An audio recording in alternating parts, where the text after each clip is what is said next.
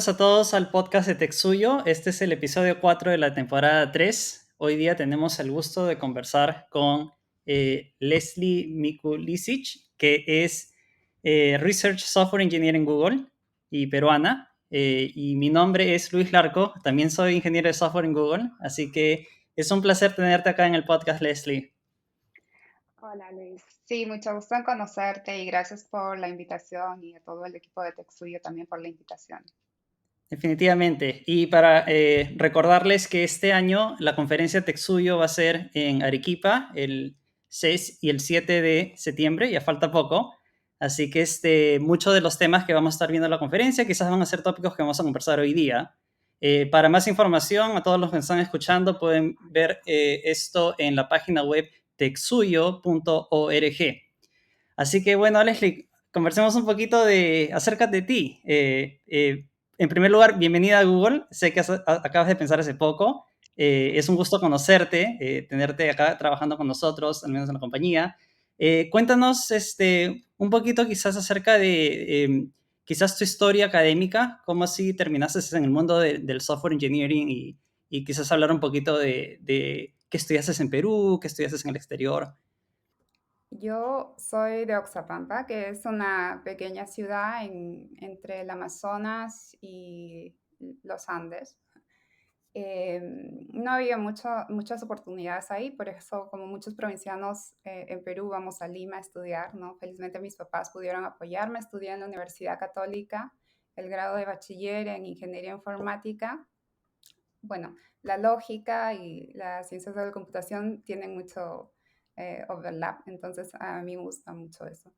De ahí cuando terminé, estaba trabajando en la universidad, en la oficina de inteligencia de negocios, y de ahí ya me gradúo y voy a trabajar al Scotiabank Perú en seguridad. Pero también hacía un poco de modelos predictivos ahí. Lo que hacíamos era predecir por el código fuente de los desarrolladores eh, cuál era el nivel de vulnerabilidad de su código, entonces para corregirlo. Y bueno, eso ya me abrió un mundo más grande de inteligencia artificial. Y como en Perú no hay mucho soporte para, digamos, esos temas, en particular no había ninguna maestría o ningunos cursos que enseñaran eso. Entonces busqué becas en el extranjero, conseguí una beca del gobierno de Suiza para estudiar una maestría en la Universidad de Friburgo. Y bueno, ahí aprendí de todo. Y también aprendí que uno puede ser doctor y vivir de eso. Hay mucho soporte y hay muchas personas que se dedican a eso, ¿no? Eso es algo que yo no sabía antes. Entonces decidí estudiar el doctorado, quedarme ahí por unos 4 años más, estudiar el doctorado. Ahí más o menos me centré más que nada en traducción automática. Y bueno, de ahí ya salgo a trabajar a Microsoft y finalmente a Google. Qué linda historia. Me encanta escuchar los éxitos de todos los peruanos que han podido eh, quizás no ponerse límites e ir a estudiar y en tu caso has llegado a graduarte con el grado más alto que existe en la ingeniería, que es el doctorado. Eh, quería preguntarte una cosa, porque yo tuve la oportunidad quizás de estudiar Natural Language Processing en la universidad, tomé un par de clases. Me acuerdo que cuando estaba estudiando ciencias de la computación, me dio curiosidad, dije, no sé qué es esto, voy a tomar esa clase a ver qué pasa. Y la primera semana me tomé básicamente reestudiando, volviendo a estudiar gramática, a leer oraciones y subrayar el adjetivo, subrayar el adverbio. Y me trajo muchos recuerdos de mis clases de gramática en Perú y también de las clases de inglés que tomé antes de mudarme a los Estados Unidos. Y, y ahí fui la primera vez que quizás me di cuenta esta conexión que existe en las ciencias de la computadora con otras áreas académicas, en este caso el área del lenguaje. Y ahí me di cuenta que, mira, qué interesante, se pueden combinar los conocimientos de lógica, matemática, programación con cosas que los humanos hacen, ¿no? En este caso, lo que están haciendo los humanos es tener algún tipo de conversación, tener algún tipo de escritura y poder entenderlas desde un punto de vista de la lógica. Así que esta área que es el Natural Language Processing, que en español es el procesamiento del lenguaje natural, Es un área que últimamente con estos avances de ChatGPT y de BART, las personas comunes están en sí utilizando al máximo el área de Natural Language Processing. Y así que me interesaría aprender cómo fue que terminaste quizás dedicándote durante tus estudios al área de Natural Language Processing. ¿Cómo fue quizás esa chispa que dijo, uy, esto me encanta, qué chévere es esto, voy a dedicarme a esto? Sí, como tú dices, el procesamiento del lenguaje natural ha empezado desde mucho antes, ¿no es cierto? Antes como sistemas que seguían reglas que algunos expertos describían, entonces es como más, pero a mí lo que realmente me llamó la atención es, a mí lo que me interesaba era cómo funciona el cerebro humano, ¿no es cierto? Entonces, en ese tiempo todavía estaba muy lejos y hasta ahora está muy lejos como para, digamos, mapear eso a una red neuronal que se usa ahora, ¿no? Pero en ese tiempo era como más aplicativo, o sea, vamos a empezar de algo más pequeño, vamos a solucionar algunas tareas simples, como por ejemplo clasificación, no sé, traducción, ¿no? Que es más alcanzable. A mí lo que me llama la atención de procesamiento del lenguaje es que toda la información, ¿no? Que nosotros podemos tener, o la mayor parte de información, mejor dicho, ¿no? Está contenida en lenguaje, en libros, en internet, ¿no? Y no solo eso, sino incluye el análisis, síntesis, toda la comunicación de información y conocimiento del mundo. Y tener acceso a eso de una forma inteligente, ¿no? Como tener, uno no puede leer todo, pero si hay algún modelo, alguna máquina que puede Exacto. leer y sintetizar y analizar y darnos esa facilidad, cuánto más nosotros podríamos llegar a hacer, ¿no? Incrementa la eficiencia, el trabajo de las personas. A mí me llamó la atención mucho eso, sí. ¿Y cuándo fue que quizás empezaste formalmente a estudiar eso? ¿Fue cuando estudiaste en Perú tu bachelor's o fue ya cuando hiciste hacer la maestría? No, en la maestría, sí. Yo cuando estaba en Perú, mi conocimiento de inteligencia artificial era muy limitado. En ese tiempo me enseñaron, creo que, algoritmos de genética, como Mm, que, ¿no? Sistemas expertos, cosas así. Es algo que antes se usaba, ¿no?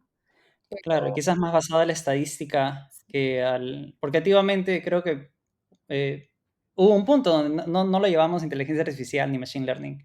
Simplemente creo que se llamaba programación estadística, ¿no? Y sí, poco a poco creo que ya la gente comenzaba a darse cuenta que este era un área nueva que se está formando en el área de computer science. sí. Eh, Otra pregunta que te quería hacer acerca de esta historia que nos has contado, de cómo has llegado, ¿no? Desde Perú hasta hacer un doctorado, es, creo que muchos, especialmente cuando hablo con muchos estudiantes peruanos, me dicen, uy, pero no tengo dinero para hacer un doctorado, ¿no? Y quizás no se conoce este sistema que quizás no existe mucho en Perú, no estoy tan familiarizado como este ahora, pero en otros países es muy común que uno no paga para hacer un doctorado, es lo contrario, te pagan a ti Sí, y te dan un sueldo para que tú hagas un doctorado. exactamente. Este, ¿Cuándo te diste cuenta de eso? ¿Cuándo aprendiste que existía este sistema y que era algo que querías hacerlo? O sea, ¿lo sabías desde Perú o es algo que poco a poco lo fuiste descubriendo? Poco a poco, sí. En Perú es como que no sabía nada, yo solamente sabía que quería hacer algo diferente y me mandé así, a ver qué pasa. Si no va bien, regreso, digo, pero sí, como allá sí descubrí muchas cosas. Aprendí también el sistema de doctorado, cómo funciona, ¿no es cierto? Y que es una opción bastante viable. Especialmente en Suiza, no sé si sabes que en Suiza los salarios son incluso más altos que en Estados Unidos. En Estados Unidos los estudiantes todavía como que en el verano tienen que estudiar, hacer prácticas como para, para cubrir esos costos, ¿no? Pero en Suiza te pagan como si fueras un empleado y ya te pagan un salario en todo el año. Ya, sí, aprendí allá. Pero mi opción, bueno, claro, ayuda a la parte económica, ¿no? Pero el conocimiento, ¿no? Y toda la información que uno aprende, sobre todo uno que ha sido como que no sabías nada y ahora todo el mundo se te abre, es increíble, sí. Sí, y no, algo que comparten en común es que creo que nunca paramos de aprender, al menos en el área de ingeniería. Yo ya con tantos años que tengo trabajando en Google y como ingeniero, creo que cada año aprendo miles de cosas nuevas, que digo, wow, esto no sabía, no existía antes. Es, Sí, y bueno, el acceso a la información, sí, y uno ¿no? Ahora por mi no cuenta. puede detenerse. O sea, lo que sabía, lo que hice en mi doctorado ahora ya no está Es actualizado. antiguo. Ahora estoy aprendiendo otras cosas y, o sea, lo que desarrollas más que nada son habilidades como análisis, síntesis, saber entender que te crea una intuición natural, ¿no es cierto? Ya cuando te especializas en algo tan básico, ¿no? O sea, tan especializado ya. Te crea una intuición que sí, se te hace más fácil ver los problemas a futuro, pero de todas maneras hay que aprender porque son tantas cosas que vienen y nunca se va a acabar, me parece. Sí, y otra cosa que quería también que nos contabas era del qué bueno que en Suiza paguen a los estudiantes que están haciendo un doctorado con un buen salario, porque el año pasado estuve en Suiza por primera vez y todo me parecía súper, súper Oh, carísimo, inclusive viniendo desde Estados Unidos, y ahí me di cuenta que quizás la vida ahí es más cara, pero es bueno que a un nivel quizás académico y de sociedad se haya decidido que es valorable que se le paguen a los estudiantes con un salario que los pueda hacer vivir tranquilos y que no los preocupe mucho porque están... porque una cosa muy, muy linda que me encanta de un doctorado, que quizás mucha gente a veces no sabe, y es que en el doctorado tú estás agregando nuevo conocimiento a todo lo que se conoce. No es que estés estudiando algo que ya se ha descubierto, ¿no? Y no sé si quieras contarnos un poquito cuál fue ese nuevo conocimiento que tú has brindado a la sociedad por medio de los estudios que hiciste en el doctorado. sí, claro. Ya. Mi doctorado fue basado en traducción automática. No porque yo lo elegí, pero el laboratorio necesitaba en ese tópico y de ahí ya me dijeron que podía expandirme yo en lo que quería, ¿no? A mí me parece que traducción automática en ese entonces era el momento perfecto para aprender es justo el break entre la estadística y lo que se vino luego, que es las redes neuronales. Casi todos los avances que ahora conocemos de los modelos de lenguaje ChatGPT, toda esa arquitectura fue iniciada en traducción automática, o sea que me tocó vivir todo ese cambio, todas esas innovaciones. Yo lo que me enfoqué más que nada es que, mira, en traducción automática, como decía, la aplicación tiene que ser muy sencilla, ¿no? Entonces, lo que normalmente la gente hacía era, para entrenar los modelos, o sea, creas una data de ejemplos, ¿no es cierto? Y le enseñas al modelo y el modelo aprende de los ejemplos que le estás dando y después infiere, ¿no es cierto? Pero en ese momento los ejemplos eran oraciones y bueno, los modelos aprenden en oraciones. Pero si te das cuenta, la oración es una pieza de información muy corta porque el lenguaje es muy ambiguo, ¿no es cierto? Entonces hay palabras que sin contexto uno no entiende, como por ejemplo banca, ¿no? Puede ser una banca donde te sientas o banca relacionada a las finanzas, ¿no? Em, entonces, sin contexto, el lenguaje se pierde y la traducción sobre todo, porque no, la ambigüedad no es la misma en una lengua que en otra. Entonces, la traducción se desvía y ya no entendemos nada que pasó. Porque entonces, mi colaboración más que nada fue en eso, algo que llamamos en ese entonces Document Level Machine Translation, o sea, traducción a nivel de documento. Es simplemente eso, ¿no? Darle contexto a la traducción para que la traducción sea más eficaz y este, más centrada. Qué chévere. Y me acuerdo que en el 2016 hubo un artículo en el New York Times que se llama The Great AI Awakening, que hablaba acerca de, básicamente es una historia muy interesante. Había un profesor que estudiaba lo que es la traducción de japonés al inglés y él siempre estuvo viendo cómo el traductor de Google lo estaba traduciendo. Y hubo una vez que mandó un párrafo entero a traducirlo y el resultado que vino no tenía nada de errores y era excelente. Y este fue el momento que el traductor de Google había hecho el switch de usar los métodos tradicionales de traducción a usar modelos que se habían basado en redes neuronales. Sí. Y el efecto fue básicamente que la gente que estudiaba esas traducciones dijo, wow, esta traducción está perfecta, es muy diferente, es de muy alta calidad. Y creo que hubo un punto en la última década, ¿no? En el año 2015-16, donde se hizo este switch, ¿no? de traducciones básicas, quizás eran one-to-one mapping, a ya utilizar no solamente el conocimiento de Natural Language Processing, pero hacerlo basado en modelos de redes neuronales. Así Sí, que sí. En ese momento, increíble que te estaba metida en todo eso, ¿no? sí, sí. Era como que en ese momento era que traducción palabra por palabra y de ahí reordenar las palabras y por supuesto la calidad no era muy buena.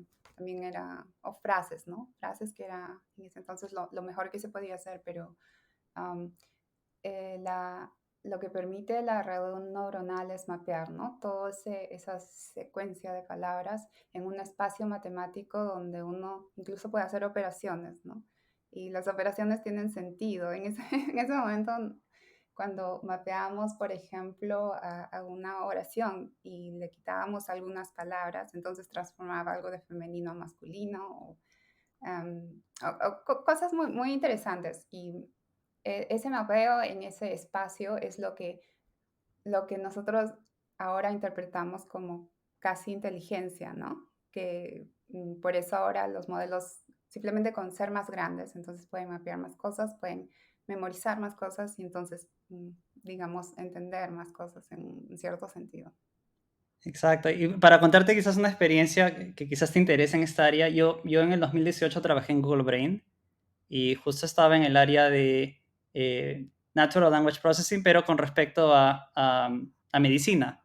Google Brain tiene un área que se llama Google AI Healthcare y el proyecto que estábamos haciendo básicamente era entre una transcripción de una conversación entre un doctor y un paciente, poder generar la ficha médica, que típicamente, al menos acá en Estados Unidos, cuando hay doctores que están eh, conversando con un paciente en una sala médica, tienden a tener una tercera persona que está escuchando la conversación, escribiendo, esta es la enfermedad que tienen, estos son los síntomas.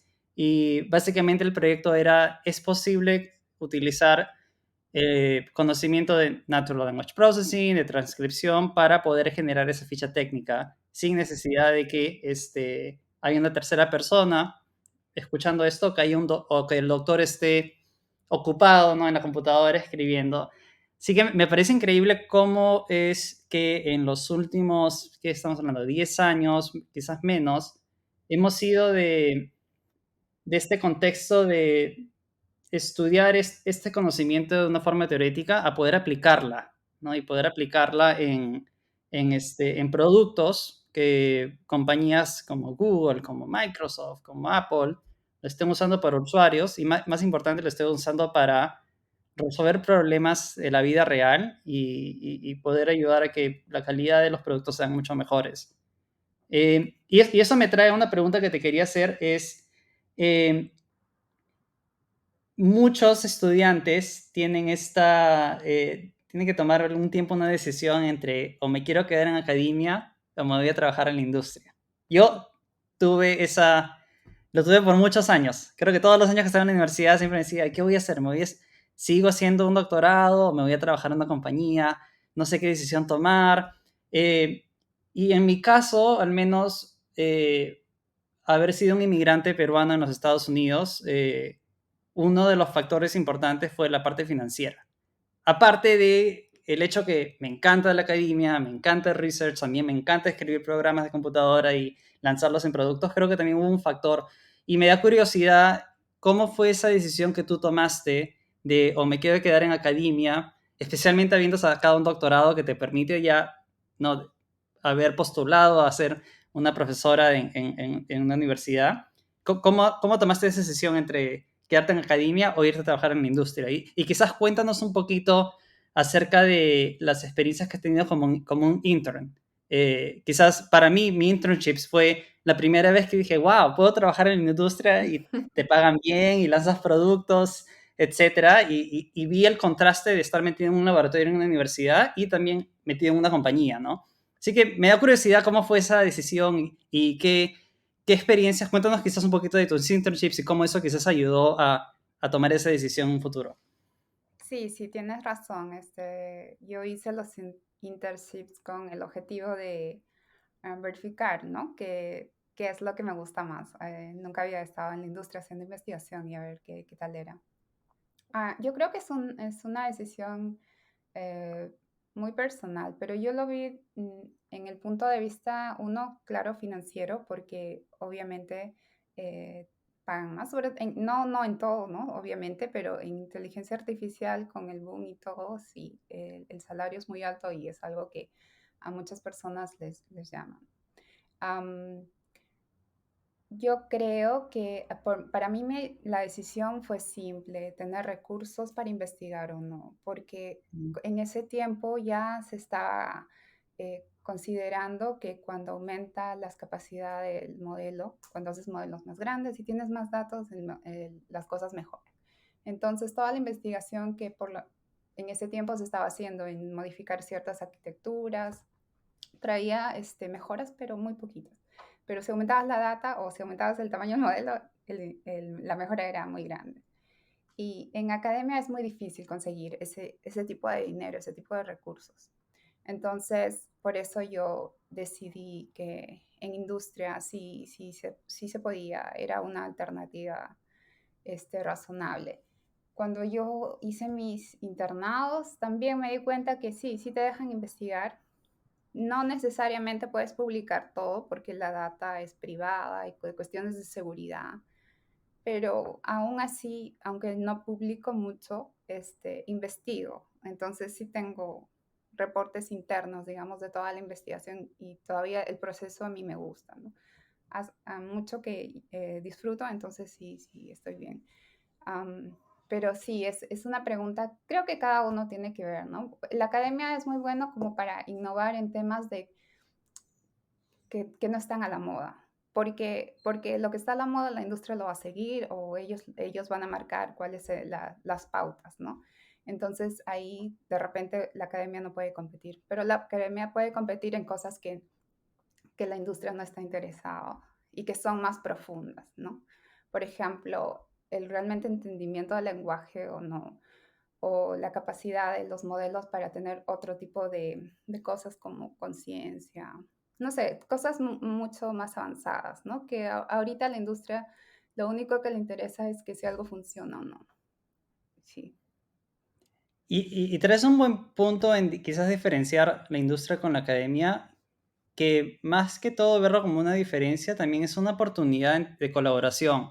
Y no sé si has llegado a ver esto en Suiza, pero acá en Estados Unidos, especialmente acá en Google, en Silicon Valley, a cada rato ves que hay publicaciones donde son 5 ingenieros de Google Brain y 3 profesores de Stanford, ¿no? Sí. O 2 ingenieros de Google Brain y un laboratorio de Berkeley o MIT. Entonces ves a cada rato que estas compañías grandes están colaborando con instituciones académicas y que esa es una cosa interesante acá, es que la compañía viene con recursos, viene con data y la academia viene con personas que se están dedicando específicamente a estudiar esa pregunta bien, bien deep, ¿no? En la parte de inteligencia artificial.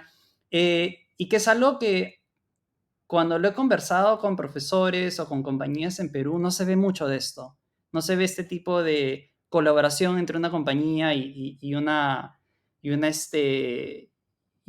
universidad. Y me da curiosidad, ¿qué piensas de eso? ¿Crees que hay una oportunidad ahí que puede existir en Perú? Y lo otro, también quería saber si lo viste pasar en Suiza. No sé si has visto este tipo de colaboración también entre compañías y universidades por allá. En Suiza sí, porque el gobierno suizo incentiva mucho la innovación. Suiza es un país muy pequeño, pero el porcentaje de ideas nuevas, las patentes, es muy alto. Incentivan mucho, por eso pagan bien a los doctorados en cualquier área allá, ¿no?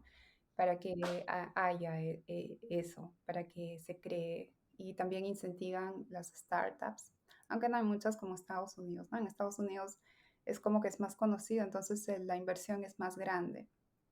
En Suiza es en nivel de cantidad, pero en Estados Unidos también en nivel de cuánto dinero se invierta, ¿no? Pero sí hay bastante y es algo que un gobierno necesita para estar a la vanguardia y crear más recursos y más trabajo para la propia gente. Yo veo que en Perú la situación es muy difícil, muy compleja, ¿no? Porque los sistemas, digamos, las cosas básicas todavía no están resueltas, ¿no? La gente no tiene las cosas básicas arregladas como para estar pensando en cómo innovar. No, ahora se puede innovar en ese sentido y mejorar la otra parte. Puede ser, pero yo creo que ahí más que nada requiere una inversión privada, dado que el gobierno no creo que tenga mucho dinero para invertir, pero sí es una, como que las empresas invierten y el gobierno está ahí y también las universidades. Creo que hay programas así ahora. No sé si está, y la verdad que no he visto, pero sí he visto que el Concitec estaba haciendo ese tipo de inversiones, porque estaban llamando para gente que ha estudiado doctorado para ver si regresaban a ser este profesor y abrir un Mm. laboratorio en alguna universidad en Suiza, perdón, en Perú, pero no sé si los programas funcionan o no, pero sí definitivamente es una gran oportunidad. Claro, claro. Y quizás una anécdota interesante de la experiencia que he tenido, que siempre me gusta contarla a peruanos para que vean quizás el punto. A veces muchos peruanos dicen, pero por qué hay que invertir en esto, ¿no? ¿Cómo va a cambiar mi vida? ¿No? Y una cosa que yo noté acá en Estados Unidos, yo cuando estuve en la universidad tuve la oportunidad hubo un grant, ¿no? Una cantidad de dinero que dio el gobierno americano, el Departamento de Justicia. Y todo decía, ¿qué tiene que estar metido el Departamento de Justicia con inteligencia artificial y eso? Y el grant era que un departamento de policía de Estados Unidos con una universidad hagan un partnership y que puedan ver si era posible predecir crímenes con el objetivo de reducir crímenes en una ciudad. Y mi universidad ganó ese grant y yo me metí a esa investigación, ¿no?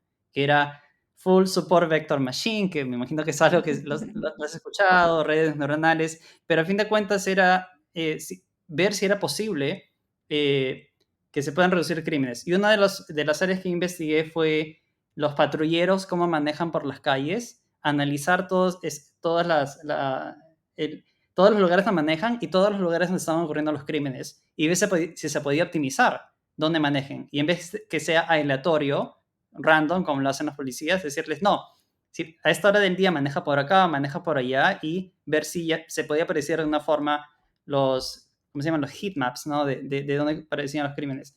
Y después de muchos años esto se lanzó y ya lo está usando el Departamento de Policía de Chicago. Y fue interesante ver este círculo de dónde hemos llegado. No hemos llegado a que una universidad y un departamento de policía han generado un programa de computadoras que ahora todos los departamentos de policía de Estados Unidos lo usan para poder optimizar dónde manejan las patrullas y poder reducir el crimen. Pero al comienzo de todo este pipeline está el hecho que los ciudadanos están pagando impuestos al gobierno y el gobierno está agarrando parte de esos impuestos y lo está invirtiendo en innovación. Y en este caso la innovación, la forma que lo formulaban era que, bueno, hay que conseguir un especialista en el área, en este caso era el departamento de policía, y los científicos. ¿De dónde están? Están en las universidades y ver qué puede salir de ahí. Así que es como que un círculo que al final de cuentas, si el Perú un día tiene un sistema así, el objetivo es que los ciudadanos peruanos lo puedan ver como esto es bueno para nuestro país, no porque quizás vamos a crear productos o vamos a exportarlo, que también es otra cosa buena, pero también puede solucionar los problemas que tenemos en el Perú. Eh, Estos problemas, ¿no? Cada vez que voy ahora, cada vez que vamos con Texuyo, pregunto, oye, ¿qué problemas hay acá? ¿No? Justamente ahora que vamos a ir a Arequipa, preguntaba, ¿qué problemas hay en Arequipa? Y una cosa que decían, bueno, el clima se está volviendo es muy difícil de predecir qué va a pasar, pueden haber más huaicos, hay también minería ilegal y no se sabe cómo podemos detectar dónde está viniendo. Y yo le digo, bueno, coleccionen data y usen inteligencia artificial y vean si pueden detectar de dónde están viniendo esas cosas. Eh, Así que, nada, ese es un punto que también me gusta conversar a veces no solamente con peruanos, también con las instituciones peruanas, para que se den cuenta que hay una oportunidad acá de inversión en los impuestos tributarios de las personas que se puede usar para mejorar la vida, ¿no? Eh, y bueno, hablando un poquito más ahora de qué te dedicas, ¿no? Sé que eres researcher eres un research software engineer en Google y hace poco también lo fuiste en Microsoft. Cuéntanos a qué te estás dedicando ahora, cómo es quizás tu día a día en tu trabajo, estás o investigando más, estás escribiendo código, estás publicando o estás liderando productos. ¿Cómo es? Me imagino que es quizás un poquito diferente a lo que hiciste en tu doctorado. Cuéntanos un poquito más de qué es lo que has estado dedicando en los últimos años. Mm, en Microsoft estaba trabajando en aplicaciones para resumen automático. Tienes mucho, es un documento largo, muchos documentos y hacer una síntesis de todo eso, ¿no? Eso es en un área de producto, pero necesitaban investigadores para mejorar la calidad. De producto no existía, mejor dicho. Es como que es algo que aquí se hace mucho, ¿no? Se arriesga porque saben que alguien o alguna de las compañías lo necesitan. Entonces, no importa cuán difícil sea, la empresa va a invertir en eso y se arriesga mucho porque también tiene mucho capital, mucho dinero. Estaba trabajando en eso y ya hay muchas cosas que se hacen ahí porque, digamos, cuando hay muchas publicaciones que cuando tú las evalúas en data real no funciona. Eh, Hacer un pase de lo que es investigación a un producto es difícil y la cantidad de experimentos que se tienen que hacer para asegurar la calidad es mucho mayor. Es, digamos que en academia es como un playground, es como que juegas con una data pequeña y con algunos experimentos y pruebas alguna idea, ¿no es cierto? Pero en industria ya esa idea tiene que funcionar en varios contextos, con varios restricciones también, ¿no? Porque hay tiempos que tiene que funcionar o memoria que se puede utilizar, procesamiento, etcétera. Todo eso también incluye una serie de soluciones que uno tiene que al momento como crear, ¿no? Pero también tiene que ser una cosa científica porque tienes que demostrar empíricamente, ¿no? Que funciona, pero los procesos son más, digamos, te piden mucho más, el nivel es más alto que en academia. Eso es lo que me dedico, es el transfer learning, ¿no? La transferencia de investigación a producto. En Microsoft estaba ahí no pude publicar mucho porque justamente estaba trabajando con data privada, data de usuarios, entonces eso no se puede, ¿no? Pero ya cuando pasé a Google, aquí sí estoy en un equipo de investigación, o sea, no tenemos producto. Entonces ahora sí estoy trabajando en hacer publicaciones. Y aquí lo que trabajo es un proyecto es de texto a SQL. SQL. Ah, SQL, claro. Sí, es Structured como Query que, Language. sí, ahora, ¿no? Como con los modelos ha aprendido tanto que sí le puedes decir cómo programar, ¿no es cierto? Pero también le puedes decir cómo seleccionar cosas de una tabla, guardar, crear, etcétera. Y todo eso en lenguaje natural, ¿no? Y hacer ese mapeo del lenguaje natural a SQL. Pero digamos, si vas a probar a una aplicación abierta, ¿no? Como ChatGPT, funciona para algunas cosas, pero ya en la vida real también no funciona, se equivoca, hay alucinaciones, el- le cambias la instrucción y te da otra cosa diferente. No hay consistencia y la calidad no siempre es la misma. Entonces hay que asegurar, y de nuevo, es una serie de experimentos, serie de otros tipos de soluciones hay que crear para que eso sí funcione y pueda ser aplicado para los usuarios de la empresa, ¿no es cierto? Para Google. Claro.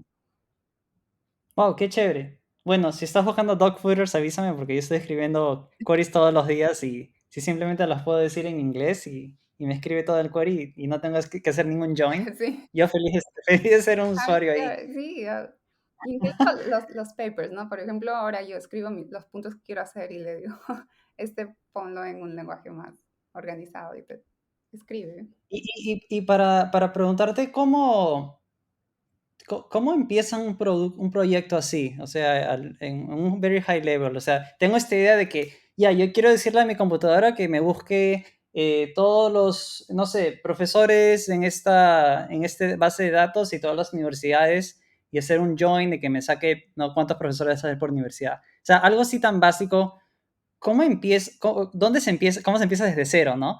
Y para hacerte una analogía, me acuerdo cuando uno de los proyectos que estuve trabajando era relacionado al self-driving car y un amigo vino y me dijo, Luis, ¿cuál es la primera línea de código? O sea, ¿cómo empieza un self-driving car? O sea, ¿cuál es el main method, no? Y me hizo pensar, ¿verdad? Porque a veces cuando empezamos ya proyectos que ya han empezado, son proyectos muy complicados y quizás tú te dedicas a cierta parte.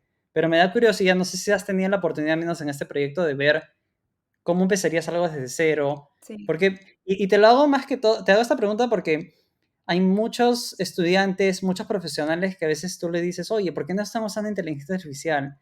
Y me dicen, yo entiendo la inteligencia artificial lo que hace, entiendo cuál va a ser el producto final, pero no tengo la menor idea de dónde empezar. O sea, no sé cómo empezar un proyecto de inteligencia artificial. Así que no sé qué nos puedas contar de eso, cómo es que empiezo, no sé, se empieza con el producto primero, se empieza con encontrar la data, se empieza con eligiendo el modelo perfecto, entrenando el modelo. ¿Cuál es tu, quizás, la forma que tú al menos lo piensas mm, cuando estás trabajando en ese tipo de proyectos? sí. Am, bueno, es diferente en el estilo de la compañía, ¿no? Por ejemplo, Microsoft es muy enfocado en productos para negocios. Entonces ellos van de arriba hacia abajo. Ellos buscan qué es lo que los usuarios necesitan y de ahí ven cómo se puede satisfacer esa necesidad. Es como un loop, ¿no? Va de arriba a abajo porque a veces los usuarios no saben lo que quieren también o no saben, necesitan algo que es no está muy definido, entonces eh, se define el proyecto y se itera varias veces para ver si en la calidad que ellos necesitan es eso. Am, pero yo no estaba muy envuelta, ¿sabes?, en la creación de productos en sí, sino en la creación de soluciones a problemas que digamos, los ingenieros no podían solucionar. Entonces, es un poco diferente, sí. Bueno, pero hablando de la vida del producto, por ejemplo, en Google es diferente, porque en Google es como que la empresa es más lineal. Cada uno crea sus propios proyectos y de acuerdo a eso, si funciona o no, entonces colectas a más gente y tu proyecto crece y de ahí buscas a los usuarios para tu proyecto. Es de abajo hacia arriba, es diferente.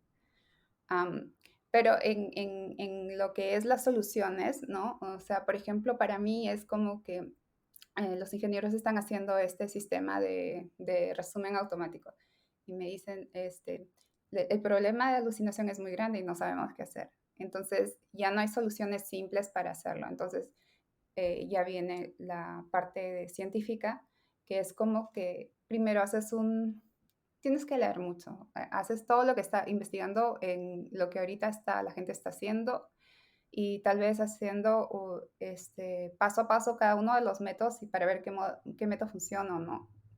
No puedes hacer todo tampoco porque no hay tiempo para hacer todo, entonces también tu conocimiento se evalúa ahí, ¿no? Porque tienes que tener esa intuición para saber exactamente si esto va a funcionar o no.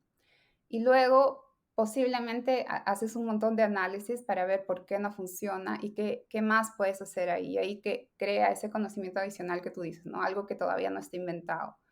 Entonces tienes que tener mucha creatividad, entender mucho el problema como para proporcionar una solución adecuada y luego ya, bueno, experimentar que tu solución realmente funciona o si no es un glitch, funciona en unos datos pequeños, pero no funciona en el mundo real, ¿no? También.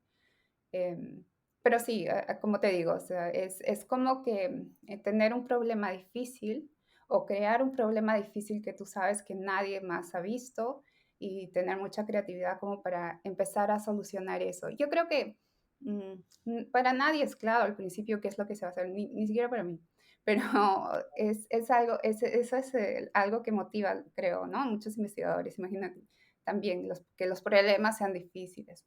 En realidad, lo más interesante creo que es el problema más que la solución. Ya cuando tienes la solución, ya, chao. Pero que tener un problema interesante es algo tan motivante, ¿no? Y Claro, bueno, claro, sí claro. es tratar de todo y a ver, más o menos qué funciona, ¿no? Hay muchos proyectos que no funcionan. Puedes estar investigando y hacer 100 experimentos y de ellos uno te va a funcionar. Y ese es el que finalmente ya te queda, ¿no? Y estás tomando, esto último que acabas de contar, quizás es algo que es un poquito difícil en el Perú asimilar. El hecho de que vas a intentar muchas cosas que no van a funcionar, Sí, pero tienes que intentarlo, porque si no lo intentas no vas a poder ir por el proceso de típico, sea de investigación o de diseño de productos o de innovación en sí. Yo trabajo en el área de innovación de Google y a cada rato estamos haciendo proyectos que no salen, no surgen, pero tenemos que intentarlos para aprender que no iban que no iba a funcionar. Pero creo que esta mentalidad que existe en Latinoamérica de que no, yo no quiero fallar, sí. yo quiero ir a lo seguro, no, es algo que no es compatible quizás con la innovación que estamos viendo en el área de Silicon Valley, en el área de las compañías grandes, e inclusive en el área académica, ¿no? De universidades, de personas que están investigando, ¿no? Sí, sentirse confortable en situaciones de alto riesgo, de alta ambigüedad, es difícil, es algo que uno tiene. Para algunas personas yo imagino que es natural, les gusta tomar riesgos, les gusta, ¿no? Para otros se puede uno practicar, ¿no? Entrenarse, más que nada tener confianza en uno mismo. Y si no tienes mucha confianza, entonces tienes que hablar con personas que saben más. Y cuando más hablas, cuando más este, intercambias ideas, más ideas vienen. Las ideas es como que vienen, ¿no? Y se reproducen. Y hay tantas ideas y ahora lo que tienes que buscar es, ok, ¿cuál de todas estas ideas me va a funcionar o no? Pero, pero sí, bueno, encontrar a alguien que más o menos algún soporte, alguna red de soporte es importante. Yo creo que en Perú no sé si hay, pero uno independientemente creo que puede alcanzar hasta cierto nivel. De ahí tienes que trabajar en grupo, tienes que tener un ecosistema que te soporte toda esa innovación, ¿no? Porque no, una persona no puede saber de todo y una persona puede saber un poquito, pero si varias saben un poquito, entonces se puede lograr mucho más, me parece. Exacto, el trabajo en equipo, la colaboración, el compartimiento de información, Sí. que es algo muy básico quizás en el área de academia, ¿no? Porque estás publicando a cada rato papers y todo el mundo puede leer, pero pensando en compañías es diferente, ¿no? Las compañías quieren quedarse con la propiedad intelectual.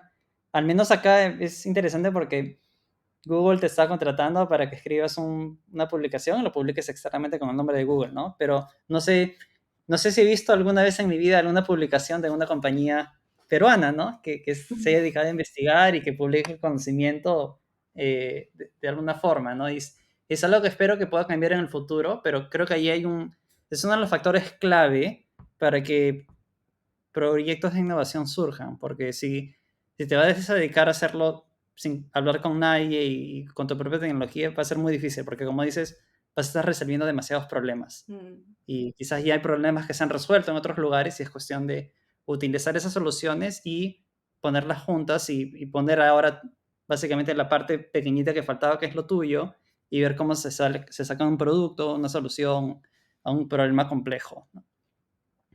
Eh, una última pregunta que te quería hacer con respecto no, al área de tecnología es, ¿no? Has tenido la oportunidad de investigar a fondo ciertas áreas de la inteligencia artificial, ¿no? En este caso creo que tú te has dedicado bastante al Natural Language Processing, a la traducción, y has trabajado en compañías grandes como Microsoft, como Google, donde trabajas ahora, que está, como le decimos, al forefront de la innovación en el área de inteligencia artificial. Y me gustaría preguntarte desde tu punto de vista personal, eh, ¿qué, ¿cuáles son los problemas o cuál es la tecnología que te fascina y que ves que vaya a cambiar el mundo quizás en la próxima década? Y sé que se ha estado hablando mucho últimamente del ChatGPT, del BART, pero yo sé que hay mucho más que simplemente un chat de conversación.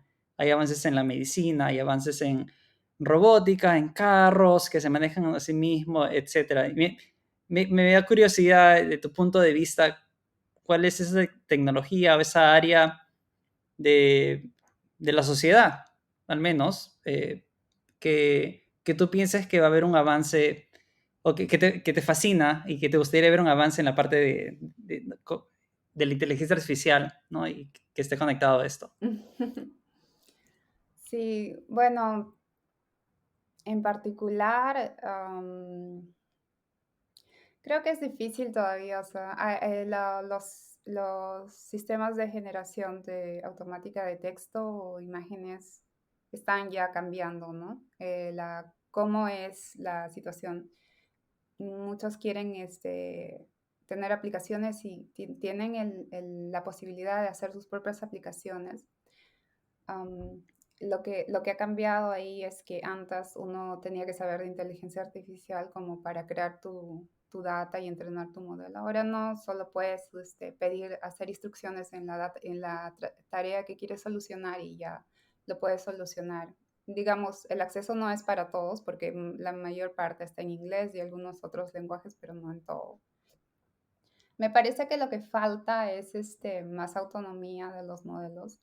A mí me gustaría ver lo que no tanto en cómo cambia la sociedad, pero cómo cambia, cómo aprenden los modelos, ¿no? Porque ahora aprendes de muchos datos, pero nosotros como personas a veces aprendemos de pocos ejemplos, ¿no? De uno o dos ejemplos y corregimos y aprendemos muy rápido. Ahora sí, los modelos aprenden few shot, ¿no? Pero en contexto, pero no aprenden porque solamente le das el patrón y luego tratas de repetir el patrón en la siguiente. O sea, en realidad le das un ejemplo de qué es lo que quiere que haga y luego lo hace. Pero es como que está repitiendo un patrón. Pero no es difícil aprender de uno o dos ejemplos. Es algo que todavía no se ha logrado hacer y todavía no se ha logrado hacer que haya una automotivación para aprender, ¿no? Siempre el objetivo está basado en lo que defines. Uno define el Mm, objetivo y eso es lo que se hace, ¿no? Pero no es un sistema independiente que decide, hoy día aprendo esto, mañana aprendo otro. Falta una autonomía. Y creo que esa autonomía eventualmente va a llegar a lo que es más cercano a una persona. A mí me interesa exacto. la tecnología básica en sí. Ahora, lo que se puede llegar a aplicar con eso puede ser muchas cosas. Lo, la creatividad es grande de las personas que ya cuando tienen alguna cosa ya lo aplican para muchas cosas, ¿no? Por ejemplo, nadie sabía que los sistemas de generación de imágenes iba a ser aplicado para los artistas o para crear, no sé, poemas, cosas así. Uno pensaba que la creatividad era solo para los humanos, pero ahora no. Ahora, la creatividad en cierta forma eh, puede ser atribuida también a un modelo. En cierta forma digo, ¿no? Porque a veces hay problemas de que en realidad está creando algo o está copiando algo.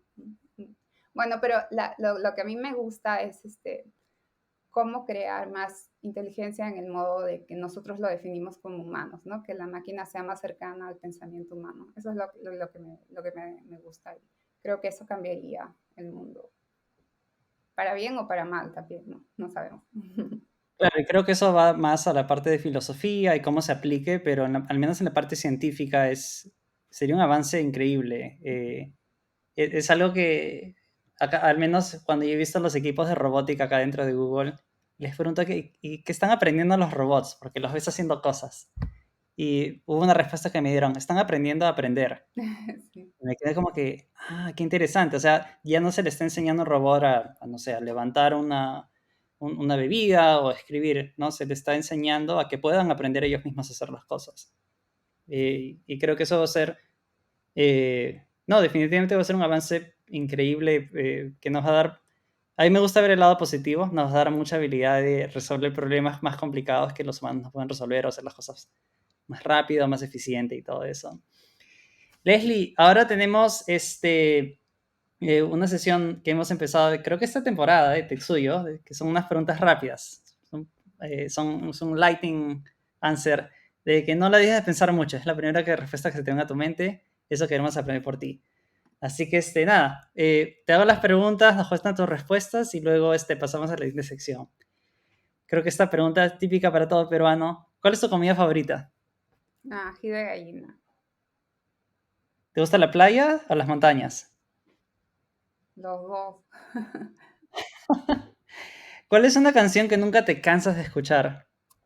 No escucho música yo, pero sí escucho cosas clásicas, pero no, ¿Clásicas de Perú o de música clásica? música clásica para trabajar cuando cuando hay música, me pongo a cantar en vez de trabajar, entonces prefiero solo instrumental. Sí. Bacán. Eh, ¿Tienes una palabra que te describa mejor? Curiosa, curiosidad. ¿Cuál es el mejor consejo que has recibido en tu carrera? Que no tenga miedo a arriesgarme, que lo peor que puede pasar es que no lo logre, pero igual si no empezaba tampoco lo lograba, así que no hay problema en eso. ¿Cuál es tu pasatiempo favorito fuera del trabajo? Me gusta esquiar. Ah, qué chévere, yo también. ¿Hay montañas cerca ahí donde vives? Sí, acá tenemos unas montañas que se llaman, en el área de Lake Tahoe, en California. Ya. Y si no me equivoco, tú estás en el Pacific Northwest, Sí, así que también exacto. tienes ahí las Sí, montañas que están acá está bien cerca. cerca, sí, de mi casa, una Sí, sí, hora. sí, qué chévere. Y ¿cuál es cuál es la tecnología que más te emociona en la actualidad? Inteligencia artificial, todo lo que relacionado a eso todavía me motiva, sí. Chévere.